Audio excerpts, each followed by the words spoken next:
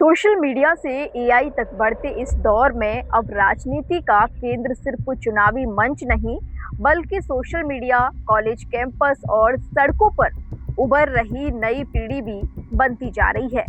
जेन जी के बाद अब अल्फा पीढ़ी की बढ़ती जागरूकता और भागीदारी ने सत्ता, विपक्ष और सरकार तीनों का ध्यान अपनी ओर खींचा है, क्योंकि इंतहा हो गई है इंतजार की। सरकार के हर साल 2 करोड़ नौकरियां देने के वायदे से लेकर make in India, startup India, skill India, पढ़ेगा इंडिया तो आगे बढ़ेगा इंडिया, बेटी बचाओ बेटी पढ़ाओ से लेकर हर सर पर छत, 22 तक किसानों की आय दोगुनी हो जाएगी, फला कर देंगे, ढिमका कर देंगे, रोजगार मुहैया कराने वाली शिक्षा नीति लाएंगे, एक लंबी चौड़ी फेहरिस्त है। इसे आगे बढ़ाकर 47 तक विकसित भारत का नया ख्वाब दिखाते ही देश का जेन जी सोशल मीडिया पर आकर अपने भविष्य व सरकार की नीतियों पर सवाल करते हुए अपने भविष्य को लेकर मीम तक बनाकर डालने लगा। इसे आग में घी का काम सीजेआई की वो टिप्पणी कर गई, जिसमें उन्होंने बेरोजगार युवाओं को कॉकरोच तक कह दिया। हालांकि फिर बाद में उन्होंने सफाई भी दी, लेकिन तब तक बहुत देर हो चुकी थी और सोशल मीडिया में सीजेपी पार्टी तैयार होकर मैदान में डट चुकी थी।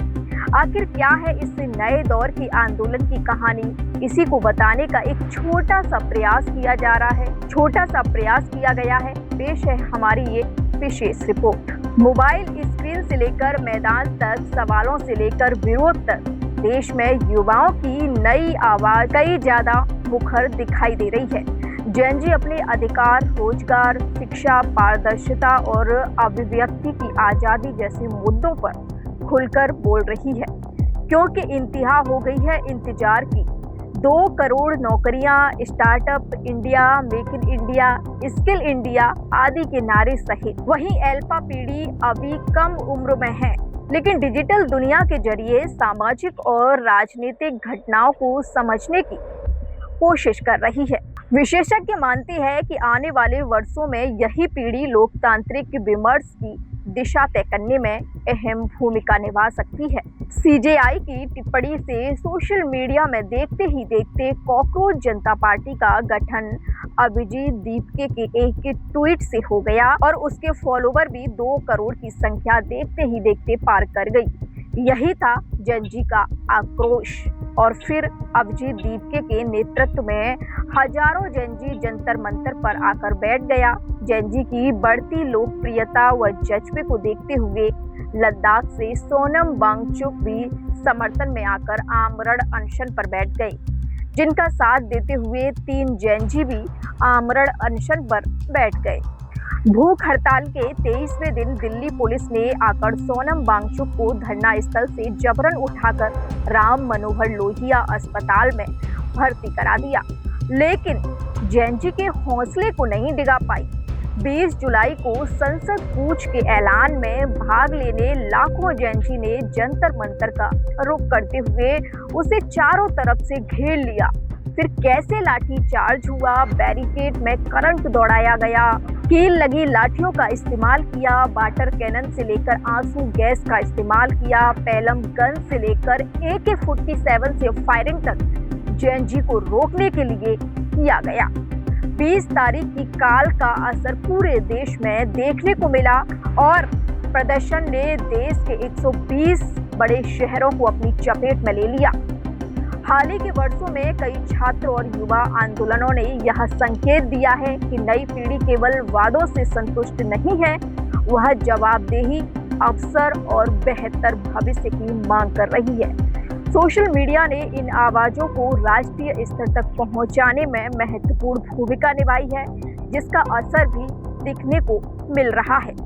जेन जी के साथ साथ हमारा 13, 14, 15 साल का अल्फा भी अपने अधिकारों के लिए सजग होकर मैदाने जंग में आ चुका है, जिनकी उपस्थिति कई प्रदेशों में अपनी मांगों को लेकर मैदाने जंग का वीडियो वायरल है। मध्य प्रदेश के हमारे अल्फा की सोच व खूबी देखकर हैरत होती है कि उनको मनाने आए छोटे अधिकारियों को अल्फा ने ये कहकर वापस कर दिया कि हम सीधे डीएम से ही बात करेंगे। डीएम को आना पड़ा और हमारे अल्फा की मांगें माननी पड़ी। ये है जेन-जी और अल्फा की ताकत।